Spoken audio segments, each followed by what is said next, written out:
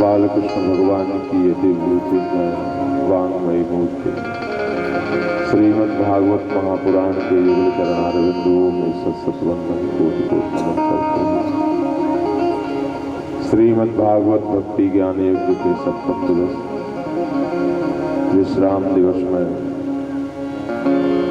इस इस यज्ञ भूमि में आए हुए 33 कोटि देवी देवताओं के चरणार बिंदुओं का वंदन करते हुए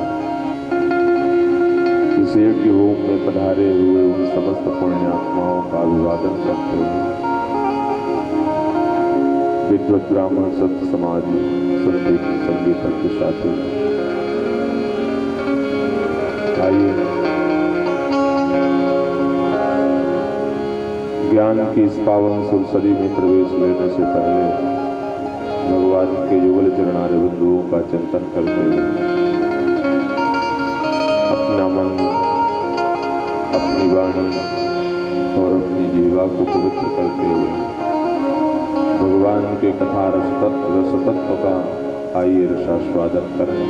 उससे पहले अपनी वाणी से भगवान के युगल चरणार बिंदुओं का चिंतन करते हुए जो जहाँ जिस स्थिति में है भगवान के श्री चरणों में अपने मन के उस पावन भाव को समर्पित करते हुए चलें उस सुखद फल की ओर।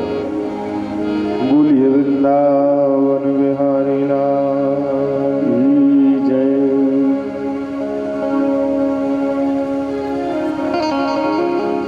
हरि सुंदर नंद मुकुंद हरि नारायण हरि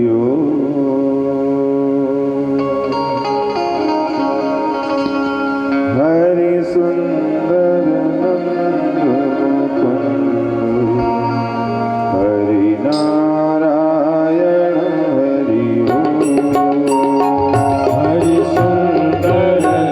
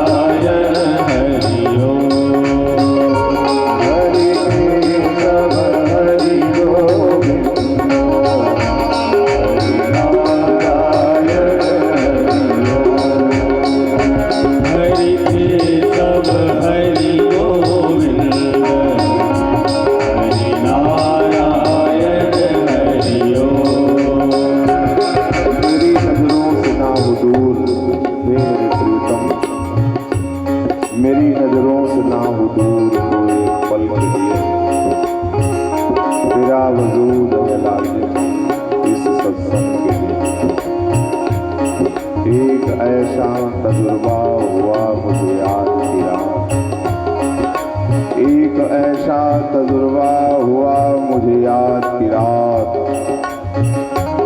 बचा कर धड़कने रख ली इस सत्संग के, बचा के धड़कने रख ली इस सत्संग के। हरि सुंदर नंद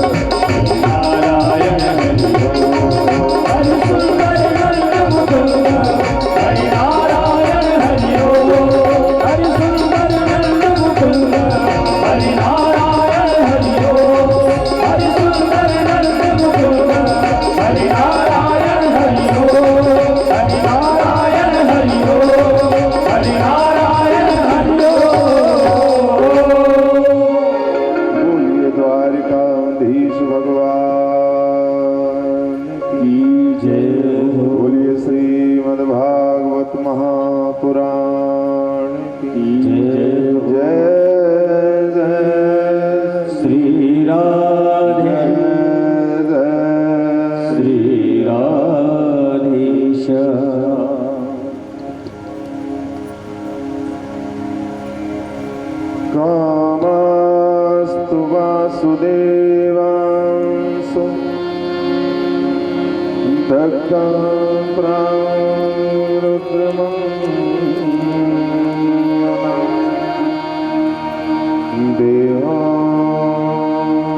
देवात्मस्तये भूय तमेव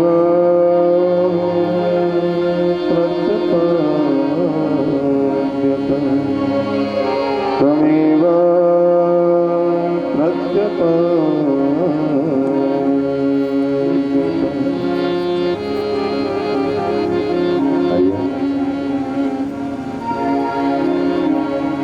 राजा भीष्मक अपनी पुत्री रुक्मिणी का विवाह बड़े धूमधाम से किया। कुमकुम पत्रिका सब कुछ भेज करके भव्य बारात का स्वागत कर अपनी बेटी का पाणी ग्रहण द्वारिकाधीश भगवान श्री कृष्ण के साथ खूब धूमधाम से विवाह हुआ। वर्णन है खूब दहेज दिए और बेटी के विवाह में विदाई के समय भीष्मक खूब रोए। विदाई की वेला ऐसे होती है, उस समय पिता जब अपनी बेटी को विदा करता है, अपने हृदय के टुकड़े को जब दूर करता है, यह तो बेटी कभी दूर नहीं होती, पर ये तो है कि आज से एक दूसरा घर बस रहा है बेटी।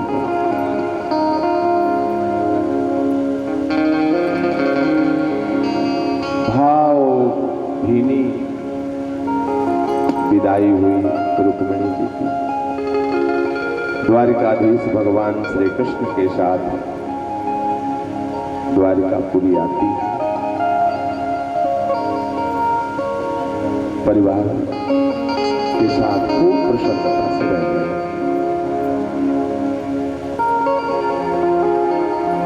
अच्छा, संसार में जो व्यक्ति ज्यादा बढ़ता है उसके दुश्मन भी बहुत हो जाते हैं।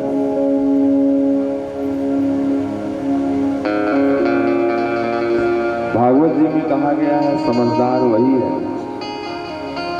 संसार की जो परिस्थितियां हैं, क्योंकि परिस्थितियों के बिना तो कोई है ही नहीं। भैया गला मेरा एकदम सोन है, थोड़ा सा इसको वो करें, बिल्कुल भी नहीं उठ रहा, गला एकदम वो कैसे भी हो, आज का काम चलाओ। श्री राधा श्री राधा श्री राधा।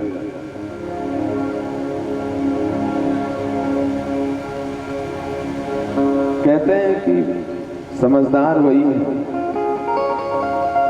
जो सुख दुख में सुख दुख को समझ सके, क्योंकि जीवन का चक्र है, सुख के साथ दुख भी है और दुख के साथ सुख भी है। ऐसा ही नहीं है कि आपके आज दुख आ गया है तो जीवन में सुख नहीं आएगा।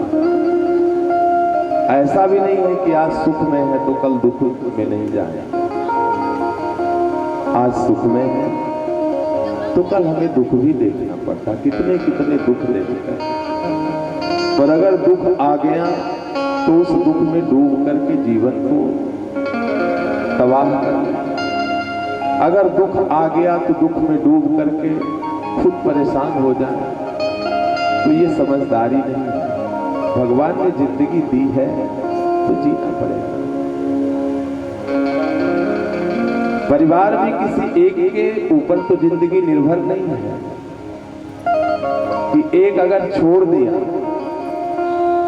तो उसके लिए हम अपनी जिंदगी को शून्य बना लें, उसके लिए हम अपनी जिंदगी को नारकी बना लें। उसके पीछे भी बहुत है, उसके पीछे भी बहुत है। और अगर हम दुख में टूटते हैं तो कहीं न कहीं से पीछे हम कर्तव्य से गिर रहे हैं। हमारा जो हमारे कर्तव्य पारायणता की जो क्षमता है वो टूट रही है। उसके साथ हम अच्छा व्यवहार नहीं कर पा रहे, क्योंकि वो दुख हमारे जीवन को इतना हिला दिया कि दूसरा कार्य करने की हमने क्षमता ही नहीं रह गई। भगवान कहते हैं मनुष्य की समझदारी यही है। दुनिया क्या कहे, उसको न दे दें। दुख में भी सुख की अनुभूति करिए, दुख को भी सुख में परिवर्तित करिए। दूसरे के कहने से क्या होता है? कोई यही तो कहेगा कि घर में दुख पड़ा है पर वो हंस रहे हैं। नहीं, हंसिए। सुख में आपने अपनी हंसी जाहिर की है तो दुख में भी हंसी जाहिर करिए। शरीर टूट जाएगा, जीवन जीने का जो क्षण है वो कम हो जाएगा।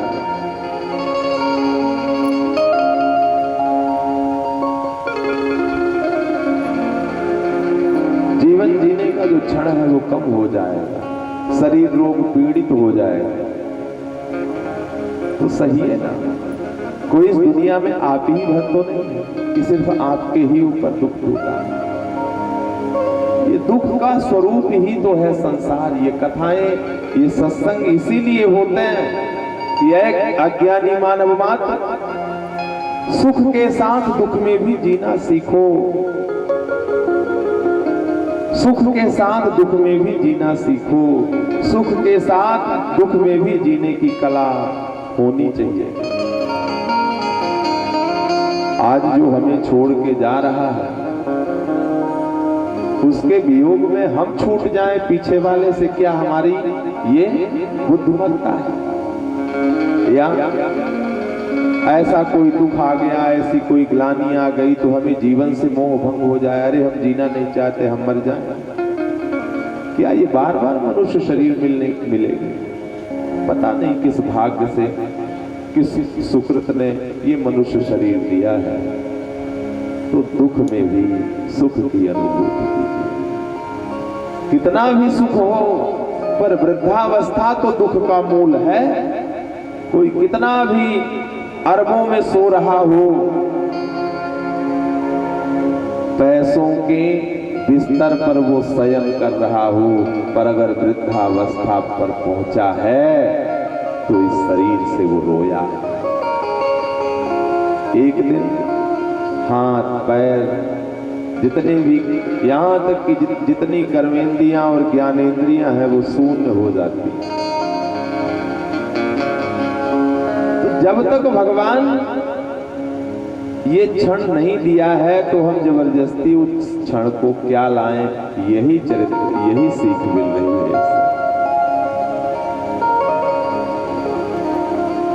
अकारण लोग वैर करने लगते हैं। लोग अपने दुख से दुखी नहीं है, दूसरे सुख से दूसरे के सुख से दुखी है कि हमारा पड़ोसी अच्छे से क्यों खा रहा है, हमारा पड़ोसी अच्छे से क्यों पहन रहा है।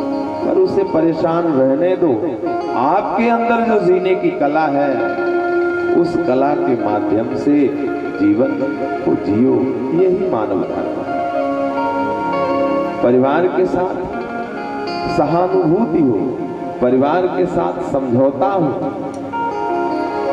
ये शिक्षा मिलती है भगवान द्वारिकाधीश प्रभु श्री कृष्ण के उस परिवार से। रुक्मिणी जी पहले पुत्र को जन्म दे जिनका नाम प्रद्युम्न हुआ। प्रकृष्ट द्युमन प्रकाशः यस्य सः प्रद्युम्नः, जिसके जीवन में सुंदर कर्म का प्रकाश है, जिसके जीवन में सुंदर भक्ति का प्रकाश है, जो उस कर्म और भक्ति के प्रकाश से अपने जीवन को प्रकाशित कर लिया है, बोलो वही है प्रद्युम्न। अब ये सम्रासुर है ना, और उठाओ बेटा, आज गला खराब है। श्री राजा, श्री राजा। सम्रासुर नाम का जो राक्षस है, गोविंद के प्रसूतिका गृह में प्रवेश करके बालक प्रद्युम्न को चुरा करके ले जाता है। आकाश मार्ग से ले जाते समय उसने सोचा किस बालक को ले जा करके क्या करेंगे, चलो आप पानी में डाल देते हैं। वो समुद्र में छोड़ दिया। यद्यपि वो कर्म कैसे किया, द्वेषवश। कोई जल जंतु खा जाए। और ये क्यों किया कि उसके बालक द्वारिकाधीश के बालक को चुरा करके ले जाऊंगा तो पुत्र के वियोग में वो तड़पेंगे, परेशान होंगे। तो ऐसे समरासुर कहते किसे हैं? जो दूसरे की विभूति और दूसरे के ऐश्वर्य को देख ना पाए, दूसरे की विभूति और दूसरे के ऐश्वर्य को देख करके जो जल उठे, वही कलयुग का समरासुर है। पर उसके सोचने से क्या होता है? होता तो वो है जो मंजूरी खुदा होता है। बालक को समुद्र में डालता है, फेंकता है, मछली बालक को निगल जाती है, मछुआरे मछली पकड़ करके ले जाते हैं, और वही मछली पकड़ में आती है, वो मछली भी पकड़ में आती है जिस मछली ने बालक प्रद्युम्न को निगला था। समरासुर के यहाँ ले गए, मछली को फाड़े, एक बालक निकला। अब ये हुआ, ये बालक क्या करे? तो समरासुर के यहाँ भोजन बनाने का काम करती है विद्यावती। ये हुआ कि विद्यावती की कोई पुत्र नहीं है, कोई नहीं है, तो इसको दे दो, यही पालन करे। अबोध बालक है, क्या मारना। विद्यावती प्रद्युम्न का पालन पोषण कर रही है। अब एक दिन नारद जी आए और विद्यावती को सब बता करके चले गए कि जिस बालक का तुम पालन पोषण कर रही हो, ये कोई और नहीं, तुम्हारा पति है। बोले कैसे? जब सीवती सर नयन उघारा, जब सीवती सर नयन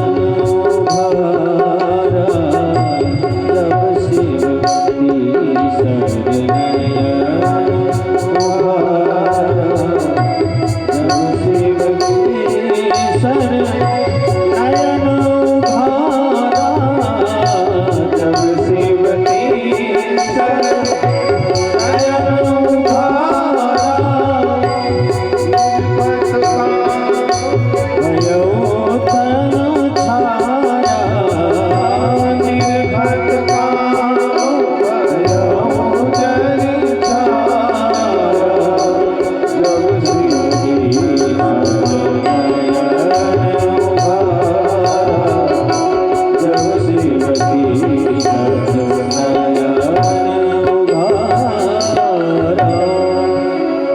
बात तो समझ में आ गई हो। कामदेव जब भगवान भोलेनाथ की तपस्या को भंग करने के लिए क्षोभ उत्पन्न किए, आम की डाल पर चढ़ करके जैसे ही काम बाण मारे, भगवान कुपित हुए और तीसरा नेत्र खुला तो वहीं पर कामदेव जल करके खाक हो गए। रोती बिलखती रति भगवान भोलेनाथ के युगल चरणों में प्रार्थना करती है। भगवान ने उन रति को वर प्रदान किया कि तो अपने पति से इस रूप में मुलाकात नहीं हो सकती है। द्वापर युग में कृष्ण के पुत्र के रूप में तुम्हारे पति मिलेंगे। वही बात नारद जी ने विद्यावती को बताई।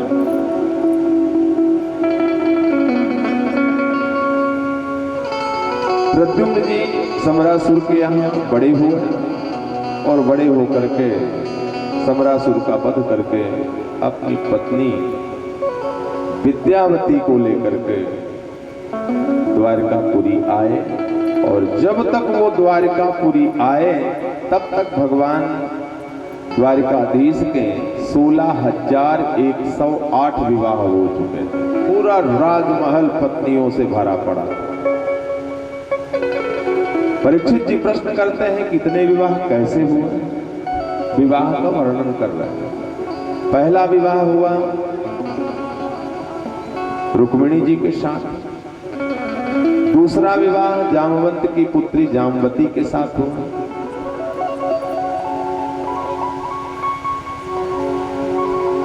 परीक्षित जी प्रश्न करते हैं कि ये कैसे है। सुखदेव जी कहते हैं राजा, द्वारिका में सत्राजित नाम के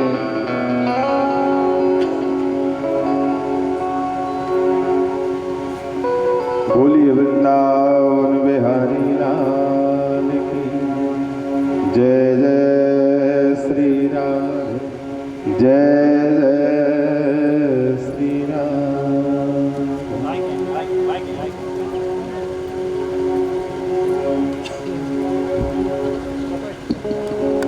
आदरणीय पूर्व मंत्री और वर्तमान विधायक हमारे आदरणीय कमलेश्वर जी, कमलेश्वर पटेल जी, हम चाहेंगे आप व्यासपीठ पर आकर ठाकुर जी को पूजन और आश्रित से आशीर्वाद प्राप्त करें।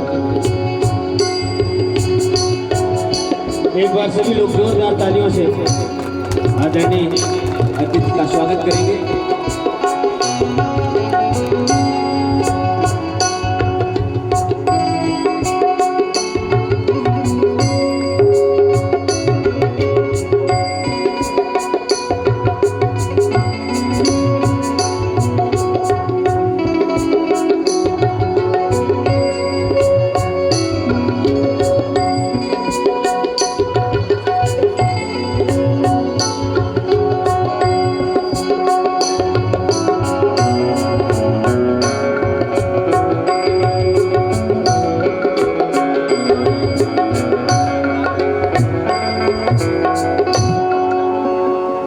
द्वारकाधीश भगवान की।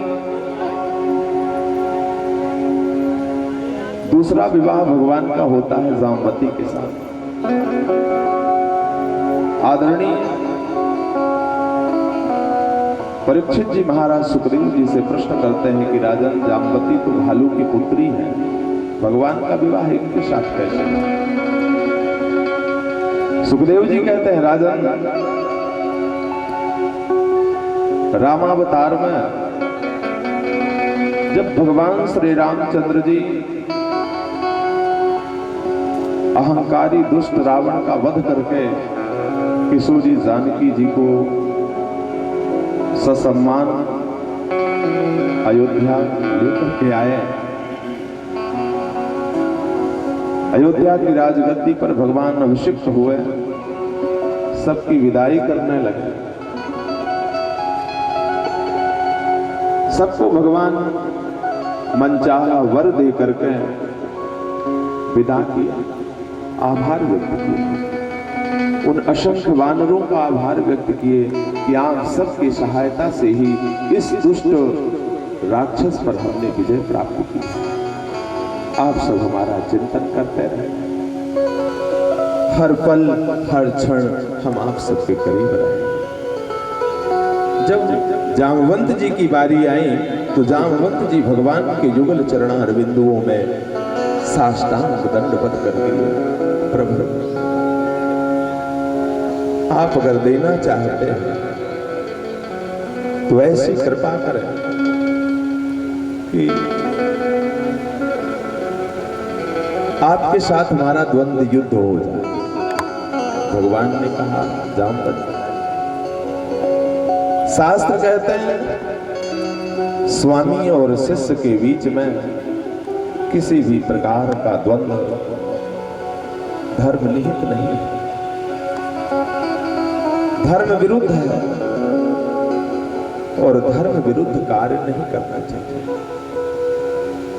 मैं आपकी शिक्षा को पूर्ण करूंगा पर इस युग में नहीं, क्योंकि जामवंत जी को इतने बड़े युद्ध में ये एहसास नहीं हुआ कि हमारे अंदर कितना बल है, कितना पौरुष है। वो चाहते थे जामवंत जी की जोड़ी का कोई योद्धा नहीं मिला तो जामवंत जी चाहते थे